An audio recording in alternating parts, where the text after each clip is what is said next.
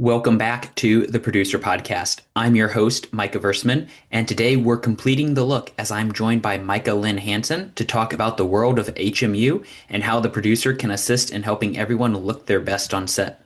So without further ado, let's get started.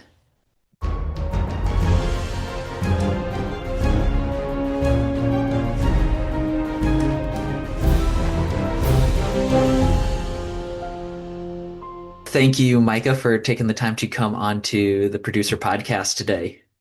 Yeah, thank you so much for having me. The Micahs are live. Yes, yep. You're the second, well, if you count me, the third Micah that's now been a part of the show. So we'll see Yes. how many I can get on over the run of the show. I guess there's more of us out there than I thought, honestly. Growing up, I thought I'm going to take a wild guess and say the other Micah you had on was probably a male. Hmm. Yeah. So Yep. growing up, there were other Micahs, but they were always dudes. So, but Yeah. yeah, there's several of us out there. Yes.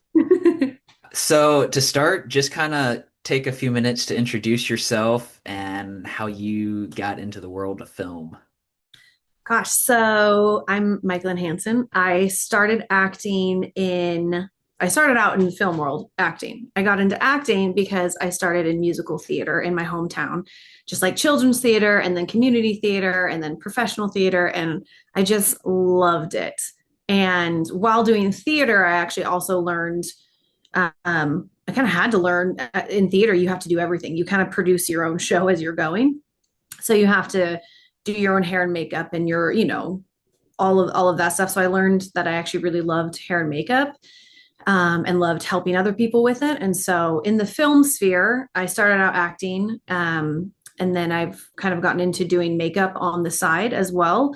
Started out in theater, helping people do their theater makeup, then weddings, then started transferring into doing makeup for film and television through this wonderful ministry called the Women in My World.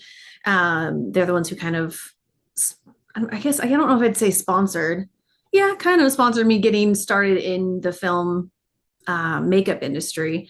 And then I'm kind of putting all of the things together and starting to produce as well. So I'm trying to be more like this version of Micah, your version of Micah. So learning from you as I go. How did other people kind of see that you did the HMU stuff to kind of get you going in the film industry? Was it like you were on sets where you're just having to do your own HMU yourself? So in the film world, which I'm sure you and any of your listeners know, you usually have multiple jobs on the side. And so when I realized that people would pay to get their makeup done, I was like, oh, I could like kind of make this a business. And so my dad always has this saying, he's like, always be careful where you start off somewhere because you'll get stuck there. So be careful what job you take, whatever. He's like, chances are you'll get stuck there. And as I was thinking about it, I was like, okay, on a film set or in the creative arts sphere, if there's any place, if acting doesn't work, where would I be okay getting quote unquote stuck? And I was like, makeup would be okay. Like I could handle that. That'd be fun. I think that'd be a good spot for me. So I had just a makeup like freelance on the side. And so I had a website and had all of those things. And so I was doing it. I just wasn't really doing it in film. And then, yes, on a film set, you're always end up doing your own hair and makeup. And I was always helping other people with theirs when they were like, the guerrilla filmmaking. So, Hmm. but the very first film I did was for Sherry Rigby. And she was just a personal friend, mentor. She's the one who has that ministry, The Women in My World. And she had lost her key makeup artist, and she knew that I had a kit. This was like 2022, I think. And I had built up a kit in 2019. I lost a lot of it in a car wreck, which thank God I survived. And then 2020 hit. And so I just didn't really build my kit back up, but I had Hmm. a professional kit and people knew that I did professional makeup. Nobody was getting their makeup done in 2020. So I didn't build it back up. And then in 22, when she lost her key makeup artist, she was like, do you want to come out and do this? And I was like, are you sure? And she was like, you can do it. Let's go. And I was like, okay. So built my makeup kit back up, went out there and was the head hair and makeup artist on her first feature film. And it's just been amazing. I met some of the best people and yeah, so that's kind of how I got in the the makeup sphere of it. And at this point, I do makeup for, I don't advertise that I do makeup really Hmm. anymore, but I do it for people that I know and love, and that I know I love working with, or for individuals, friends, and people who want it for weddings, proms, things like that. Hmm. Definitely. Kind of starting out in the pre-production space of things, like as a producer, when I'm working on like those prelim budgets and stuff, like what are things when I'm reading the script I should be paying attention to that might impact the HMU area Ooh. of the budget? If there's any special effects, whether that be, blood, gore, old age makeup, tattoos, anything like that, that's going to be, we have to reapply it every single day. If you have to age somebody, if the same actor is going to play the same character at multiple stages of life, that's going to take time and resources because, again, for special effects, I would say would probably be the most expensive and time consuming because obviously you're going to have to pay for a makeup artist who knows how to do all of that if it's something crazy, whether it's a creature or some wounds or things like that.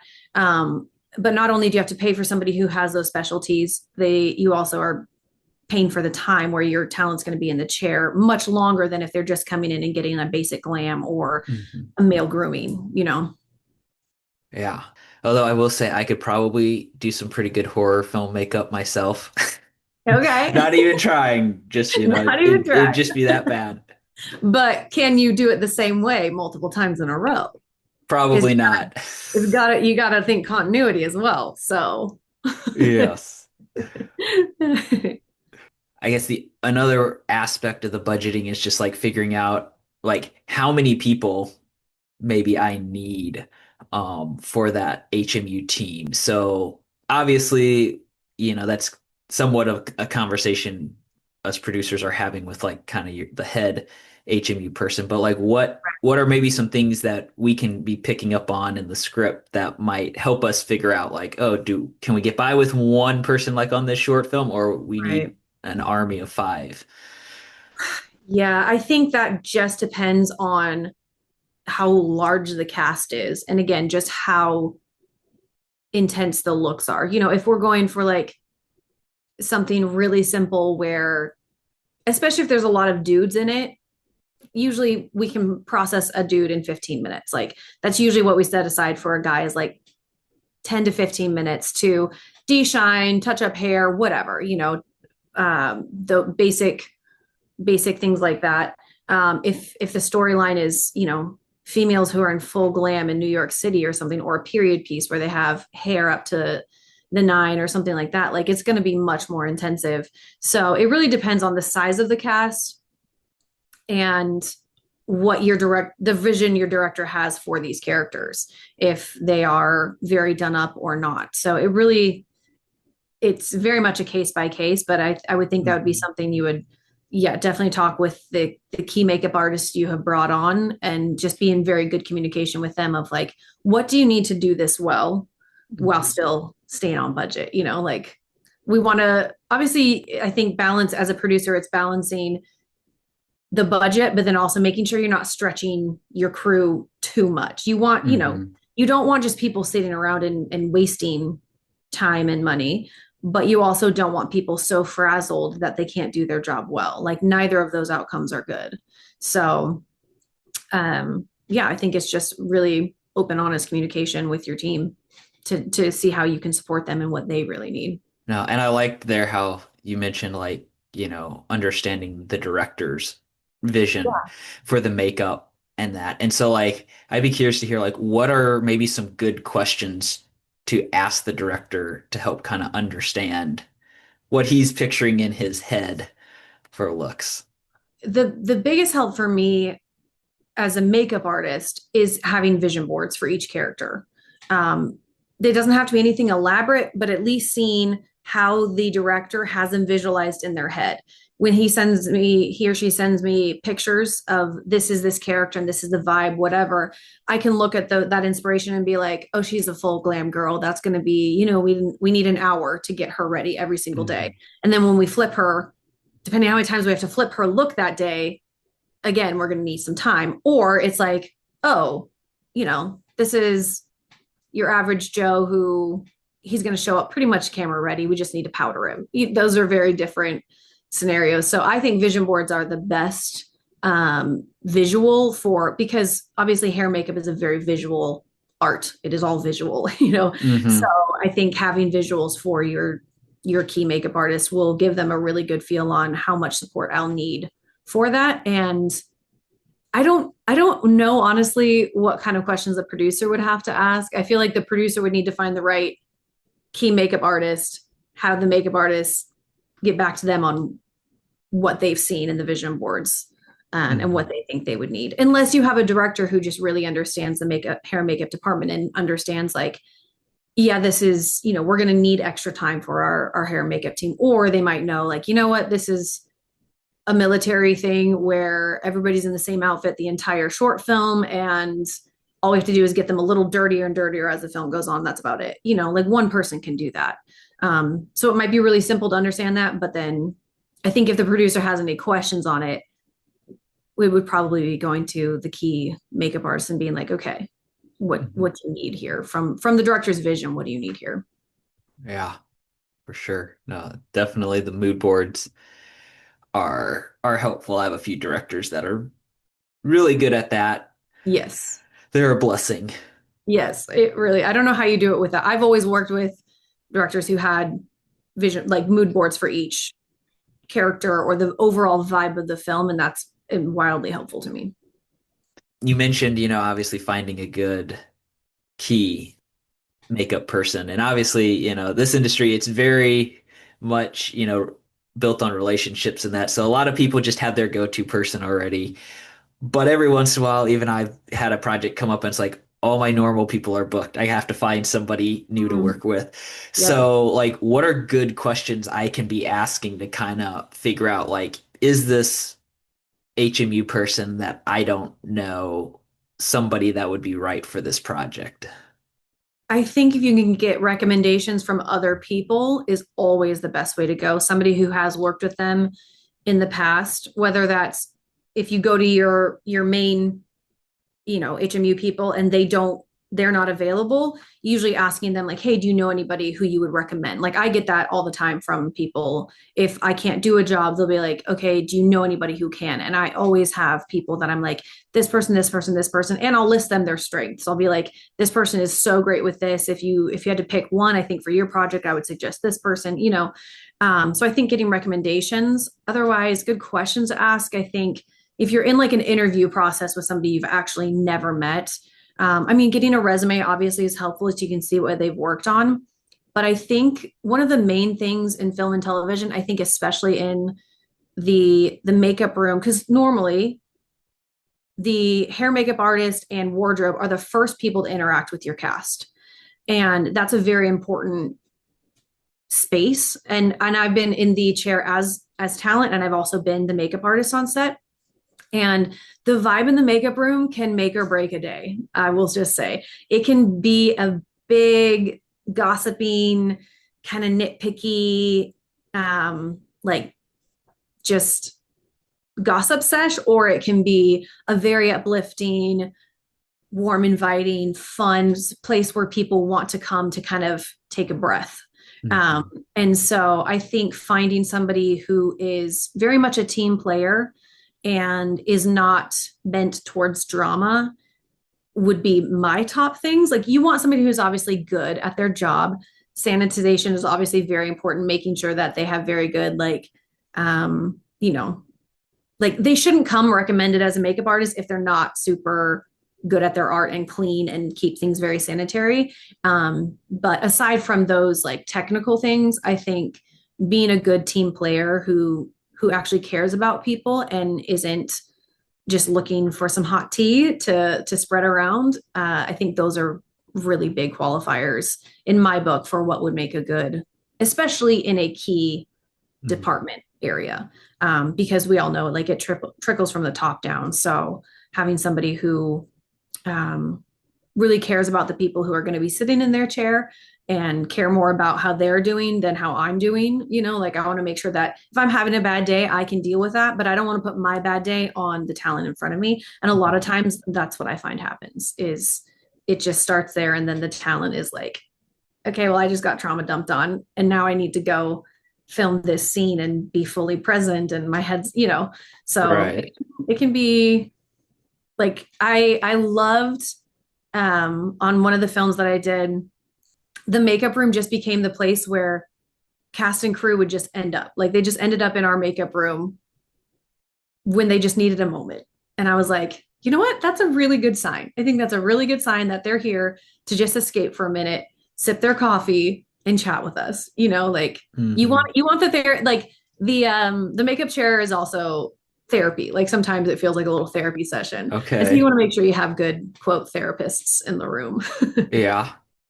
Uh, I might just have to pop over there one day when it's a stressful day for Sometimes me as a producer.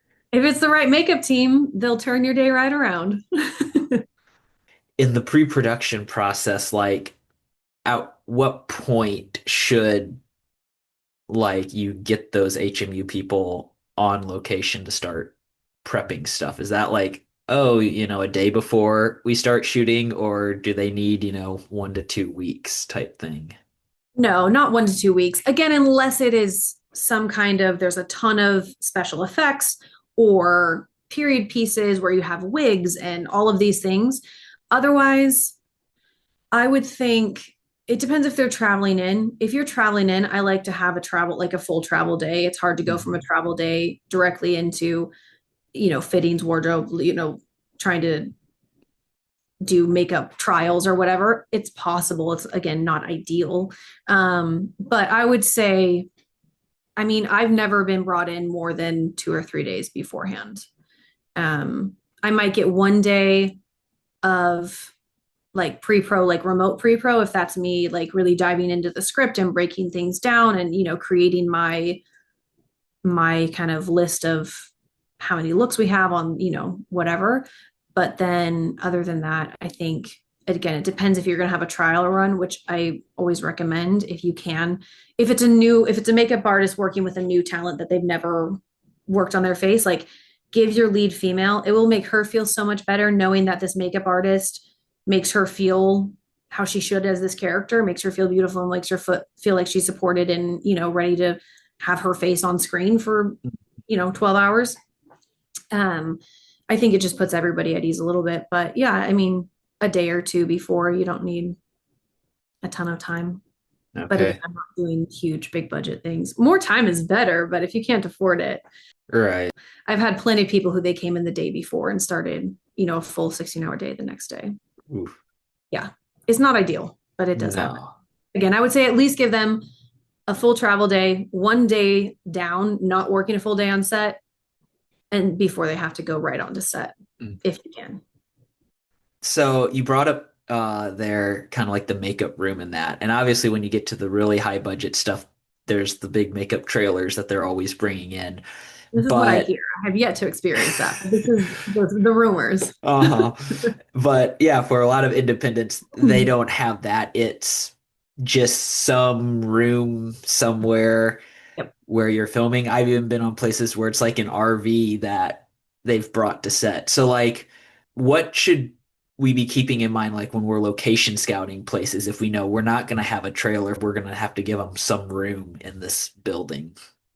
It has to be clean. It cannot be the bathroom at the back of a bar. Like it's not okay. So I would say cleanliness is the first thing. Obviously, if there is absolutely nowhere for a makeup artist to set up, then they need to have been able to do all of their flipping all the characters into the next looks at the first location. Or you would need something on site where you can set up. I mean, I've flipped people's looks outside. That's possible. Not ideal by any means, but so long as your hair and makeup team, if you know there's going to be a day where it's going to be tight or it's not ideal for wardrobe, hair, and makeup, letting the keys know about, hey, this is our situation tomorrow.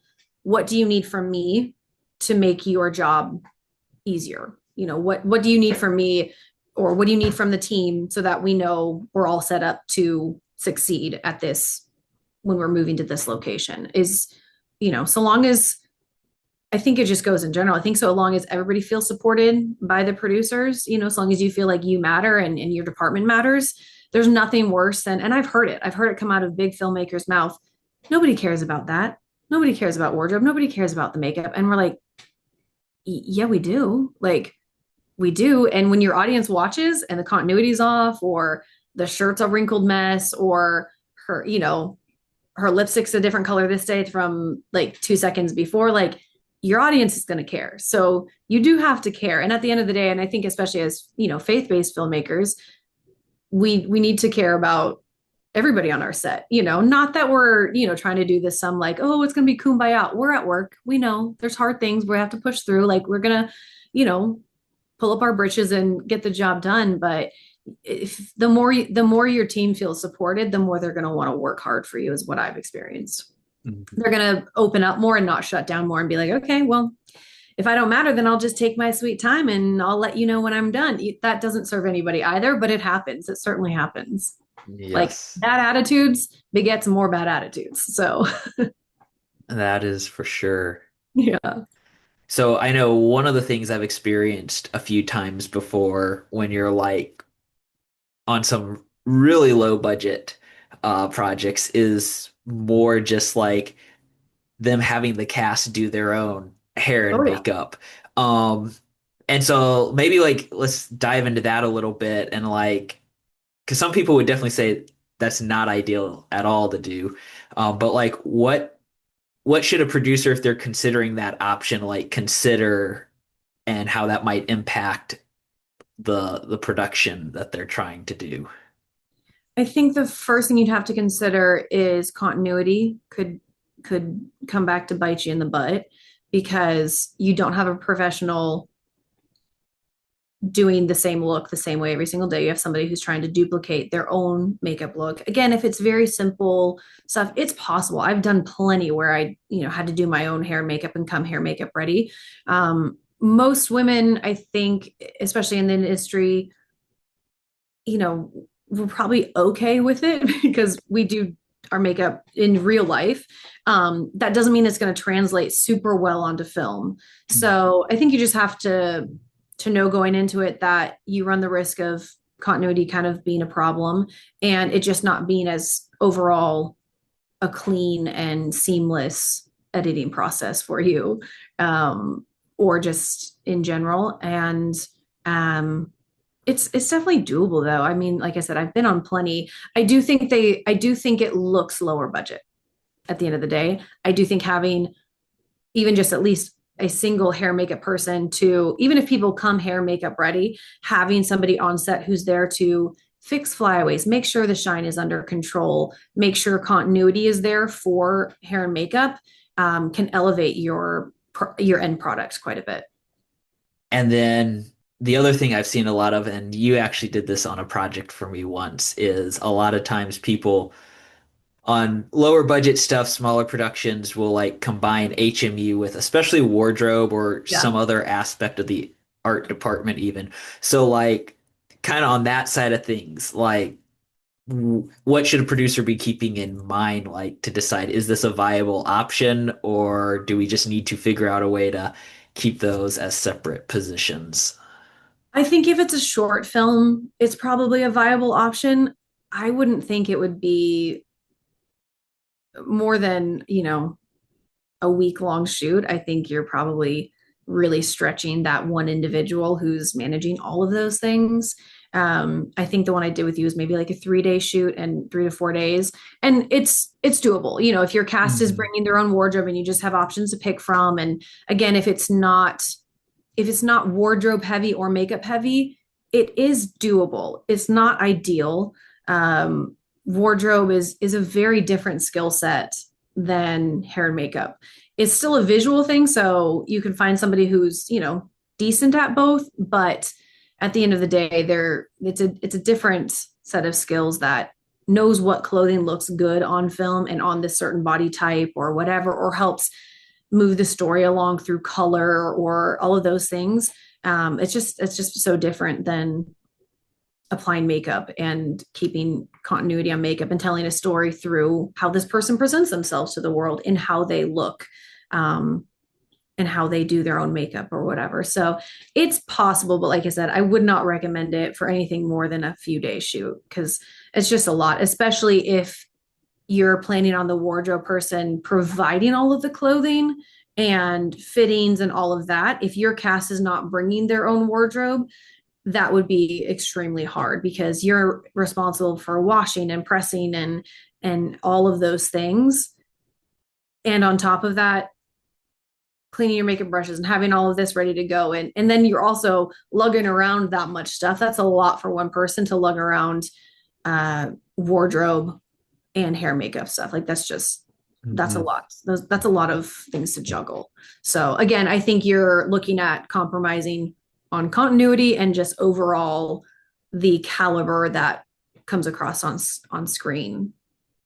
Jumping back to something you said, I'd love to kind of delve into the cons or the topic of like how can producers best serve HMU? Because especially when you get to bigger sets, like they're usually the first crew members showing up, Mm-hmm. at the start of the day and half the time going way later to get people out of makeup and to clean everything and that. So just like, yeah, what are things producers can be doing both like the day of production, but also in just like getting things set up ahead of time to have a good set environment. Yeah, I think having a a good idea of what a makeup artist needs, if that's having a conversation with them of like, hey, here's the project.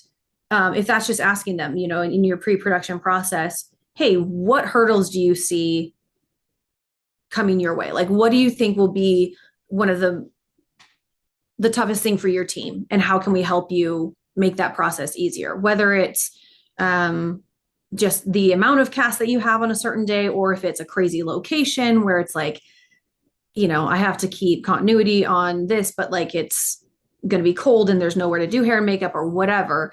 I think just asking them what kind of problems they could see arising and how could we help mitigate those from the get go. Again, I think just open communication and no egos. I think I don't have to tell you that, obviously. Like I know you, and that's not one of your issues. But with a lot of producers, there is this a little like, I'm Hmm. I'm the producer, and that doesn't really help anybody. But if you can get through a shoot where hair, makeup, or the actors or wardrobe don't feel like they're fighting the production team, like you've been a very successful producer. Like if the producer feels like they're there to support them, and not that they're anti them, and not that they're like, hey, you have to do this better, faster, whatever, which sometimes a producer, that is your job. That is your job to like make them like, hey, this is all we have. I need you to do a miracle for me. But I think that, and just gratitude goes such a long way. Feeling like you're seen. If there's been a day where it's like, whoa, hair and makeup really pulled that off, whether it was you had 100 extras come in, or whatever it is, or if it was just a really long day where they had a pre-call, Hmm. just a simple, I see you guys, thank you so much, goes a long ways. But I think you can mitigate a lot of that just from having conversations in the beginning and just letting them know, hey, if there's issues, if something happens, come talk with me. Like we're a team. Like a lot of times I feel like it feels like each department is like fighting against production. And because I've felt that as hair and makeup, there have been times where I'm like, what the heck is happening? They don't care about us. Like you just kind of like, you get this little, like, everybody's tired. You're working so hard. Like film brings out the worst in everybody because you're put under long, long hours, very not ideal circumstances, weather, whatever. And you're also with the same people for like 16 hours a day for weeks on end. Like you're going to get a little pissy with each other. And so I've definitely felt that, where it was like, it's us against them. And I think a really good producer and production team can let them know, like, no, like we're a team. Like I'm here for you. What do you need from me? If I can't do it, I can't promise I can do it, but I'll do my best. And I'd love to hear what I can do to make your life easier or make your job go more smoothly or make it so that you can show up and be your absolute best. Right. So you mentioned kind of talking over like hurdles that maybe come up. So I'd be curious to hear like as you've worked HMU, are there any hurdles you encountered where it's like this wasn't even on your radar until it suddenly happened on the project? Oh yeah. So there was one project in particular where there was like, this big, I don't know, the moth turns into the butterfly moment, right? Where she comes out and it's like like the angels are singing and it's like this big glam, completely done up moment, right? Well, we didn't have much time and we had to flip her from her very, very basic, no makeup, look into this hair is done, nails are done, eyes like to the not like nth degree. She's completely glammed. I had started that. They had said, you're good to go. Go ahead and flip her. So I'm flipping her into this look along with the other girls. There was like three or four other girls in that same scene. And I'm like probably 75% through. Like she's almost ready. They come back and say, hey, we have to go back and get this thing. We forgot. We have to get this. We have to take it all. You have to undo all of that work. And we have to take her back to this like bare bones, nothing on, like bare face kind of look. And I was like, that's not going to happen. What do you mean? And then I'd have to redo it again to Oh, get her back to this glam. Things like that happen often. And it's like, I'm sorry, what? And I have how much time to do that? Um, I feel like it's usually a version of that where it's like mhm. you get the green light to like do this, or it's things like you have to take one character. And I think on our first day of shooting for Divine Influencer, I think she had 11 looks. We had Ooh. to flip the same character into 11 looks. And that included like having nails on and not having like press on nails on or having a full glam to like very, very minimal because her whole character went from this over the top glam influencer to this like more grounded authentic version of herself. And so yeah, I think we flipped her 11 times. So it's things like that where it's just all time. And film, you're fighting time the entire day. That's everybody is fighting time. But it's things like that are usually the worst. Or if there's something very last minute where they're like, oh, we decided that they're going to have a bruise or that they get a cut and they're bloody right here. And it's like, that was nowhere. Because the way I break down a script is I'll break down the characters and how many looks they have. I need to know how many looks that they have from the script so that I know on this day we have to flip them.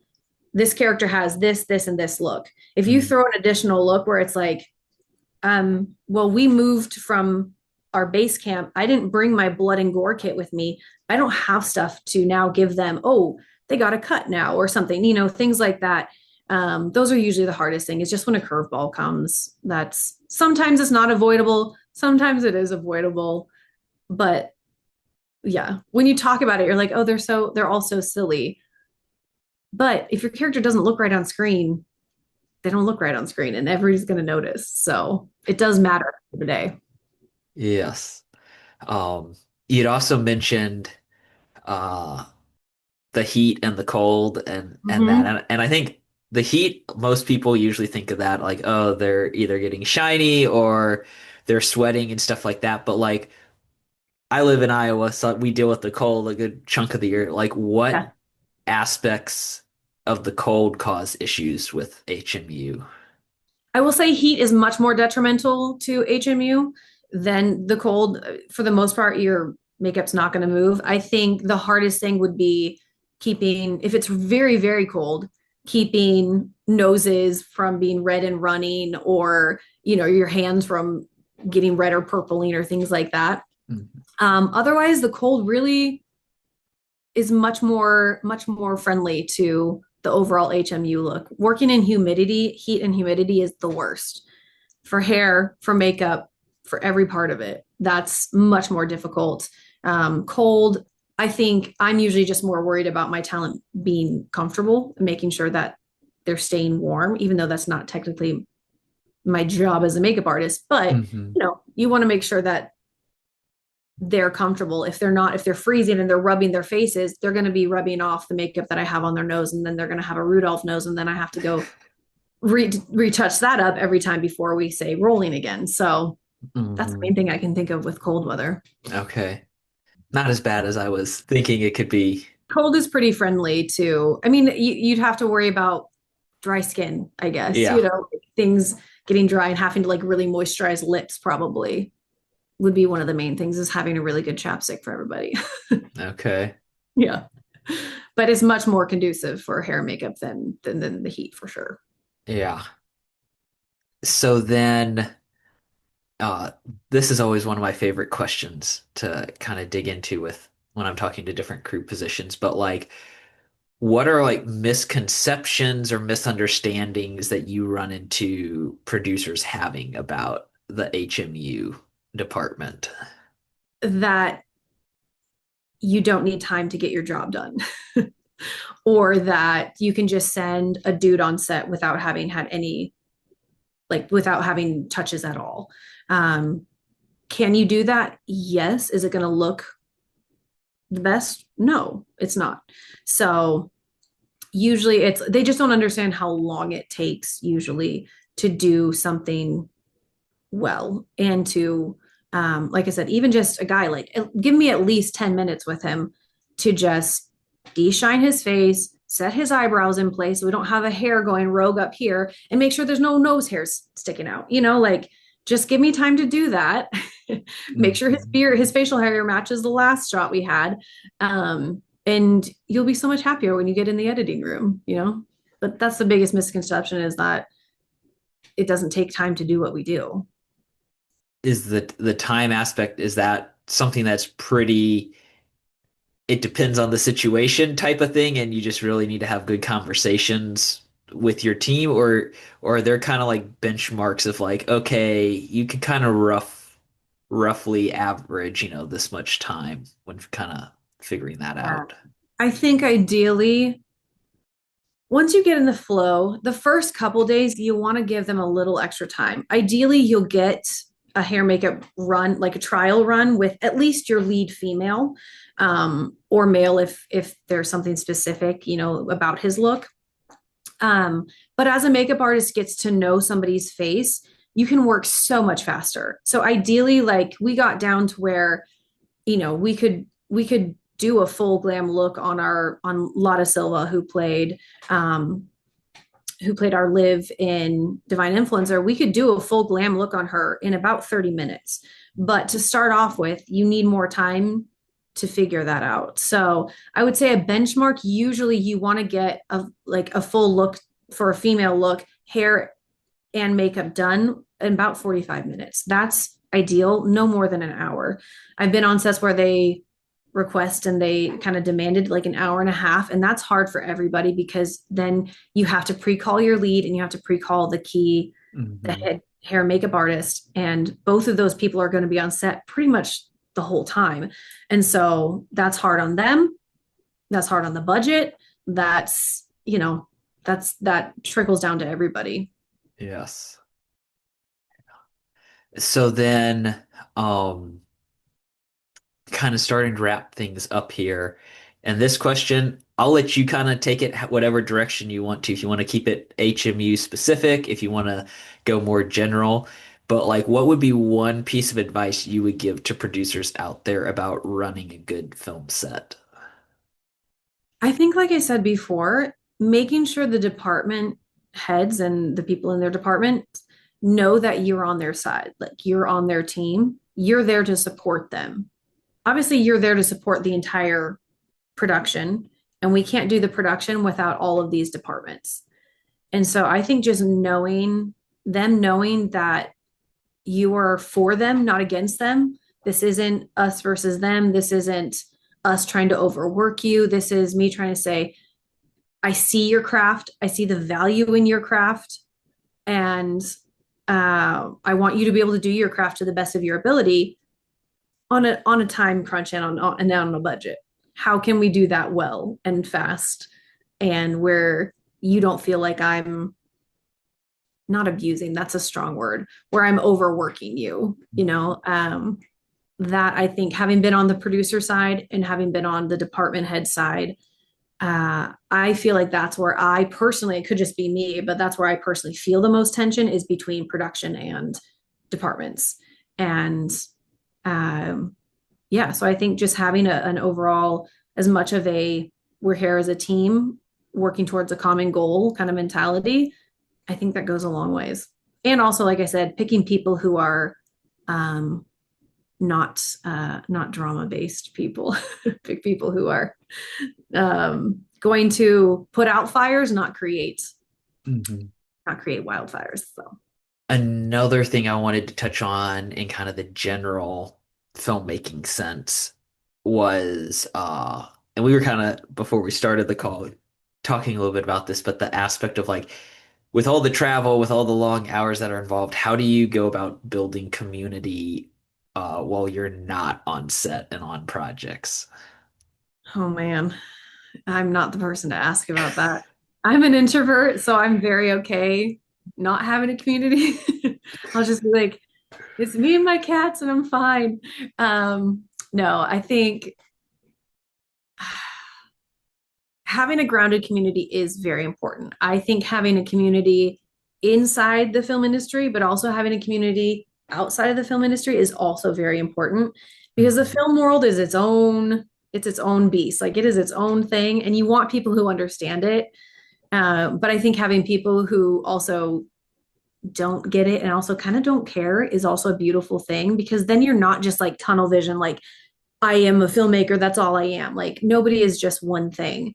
Um, how to build community though, I think you really do have to kind of put yourself out there and ask people to go to coffee, just ask them to get together. Or, there's things to be said for going to film festivals or even just finding local in your area Facebook groups, whether it's filmmaker Facebook groups, or maybe it's something that has nothing to do with film and you want to get back into playing volleyball, like you can build community that way. And I think when you can find a community that knows and understands and accepts that you just disappear for months at a time and they won't hear from you, but when you're back they're like, hey, welcome back, that's Mhm. also very special because there's a lot of people that I'm no longer close with because we were great friends and I would still consider them a friend. We're just no longer in each other's lives because when they've asked you to hang out, 5 or 6 times in a row, and every time you're like, oh, I can't, I'm out here, I'm traveling there,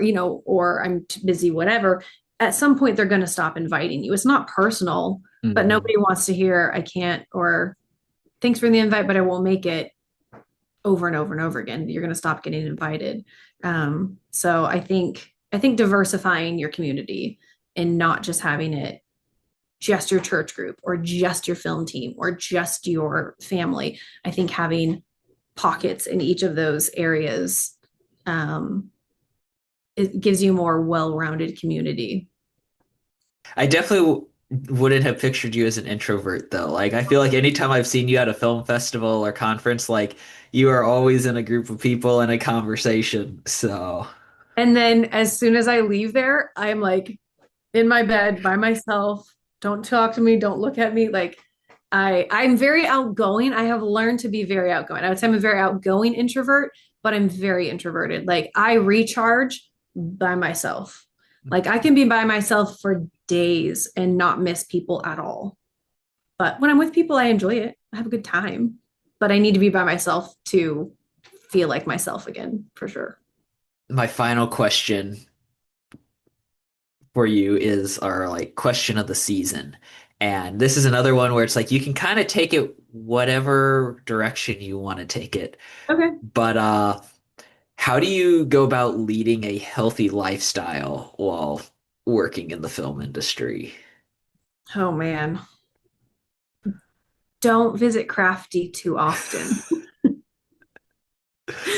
Oh man. Yeah. And also turn your phone off when you get back for the night. Because for me, I think being an introvert, when I've been on set with people all day, I need to feel like I have my own me time. I need time with Mhm. just me by myself, whether that's doom scrolling on Instagram or just, going for a walk or something. I think it is very hard, obviously, to take care of yourself, body, mind, and soul while you're on set, but you do have to prioritize that. And I think making sure that you're eating well, as hard as that is to do on set sometimes, because the craft is going to have all kinds of junk food on it. Like, just treat your body with as much kindness as you can. And I have this reminder on my phone, especially when I'm on set. I have a notification that will pop in. It says nourishment over comfort. So whether that's nourishing my body with healthy food over my comfort snack, or if that's nourishing my body in sleeping instead of like scrolling on Instagram, laughing at cat videos, like pick what's going to nourish you, because you and everyone around you will greatly appreciate that version of you tomorrow. The one that is more nourished as opposed to the person who just did what felt comfortable. And sometimes that's just even working out while I'm on set. I was on set for 3 months in Ohio last summer, and I was in a hotel room for 3 months. They had a gym downstairs, and I was like, I'm going to work out. And there was nights where I was like, I can't do weights. Like I cannot do that. I will go walk a mile. Like I'll just go outside and walk and just breathe. Or if that's catching up on the phone or something, doing things that help your body wind down, help your mind wind down, and making sure you take a little time. Usually it's most helpful for me in the mornings to just 5 minutes early to center yourself, whether that's meditating, praying, reading your Bible, whatever that is. Take those couple minutes for yourself and do that. And yeah, that nourishment over comfort has been a phrase that will pop into my head. I'll be like, dang it, I really wanted the fruit snacks, but I'm gonna have the beef stick instead. That one has helped me a lot, because it's just a little phrase that I'm like, okay, nourishment over comfort. Turn your phone off, go to sleep. Like, be bored until you fall asleep. Things like that. No, I like that. And I definitely wish I could turn my phone off more. Unfortunately, that's not really something you can do when you're producing, because as soon as you do it, it's turn Instagram off for me. Turn Instagram off. Definitely. Yeah. Awesome. Well, we'll go ahead then here and wrap up this episode of the show. But thank you again, Micah, for coming on and doing kind of another Micah and Micah episode of the show. Yes, I loved it. Thank you so much for having me. With our last looks done, we're going to wrap up this episode of the Producer Podcast. Make sure to join us again next week for another exciting episode of the show as season 11 continues. Until then, make sure to follow the Producer Podcast on Instagram, Facebook, X, and YouTube. And thanks for listening.